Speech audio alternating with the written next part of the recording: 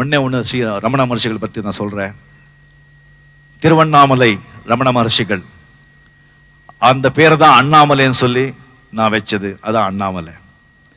ஒரு ஜார்ஜ் அப்படின்னு சொல்லி ஒரு பெரிய பிலாசபர் அண்ட் பெரிய சயின்டிஸ்ட்.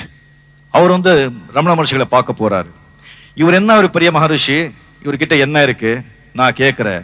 சும்மா இவர் வந்து எல்லாரும் ஜனங்களை வந்து ஏமாத்திட்டு இருக்காங்க அப்படின்னு சொல்லிட்டு 2 நாள் வந்து அவருக்கு இன்டர்வியூ கொடுக்கல. 2 நாள் கழிச்சு ரொம்ப அகமோட அந்த ஜார்ஜ் பெரிய பிலாசபர் அந்த ரமண மகர்ஷி முன்னால உட்கார்றாங்க. உட்காந்து கேட்குறாங்க ரமண மகர்ஷிகள், அப்போ நீ யார் அப்படின்னு கேட்குறாங்க. அவர் சொல்றாரு, நான் ஜார்ஜ். ஜார்ஜ்ங்கிறது உன்னுடைய பேரு, நீ யார்?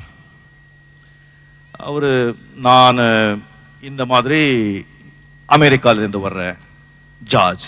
அமெரிக்கா நீ இருக்கிற இடம், நீ யார்? நான் அப்படின்னு சொல்றேன். அது உன் உடம்பு, நீ யார்? ஒரே கன்ஃபியூஸ் ஆயிடுறார்.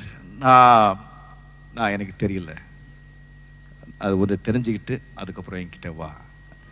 அந்த பெரிய பிலாசபர் 4 நாள் இருந்து குழம்பி போய் அதுக்கப்புறம் அவர்கிட்ட போறாரு.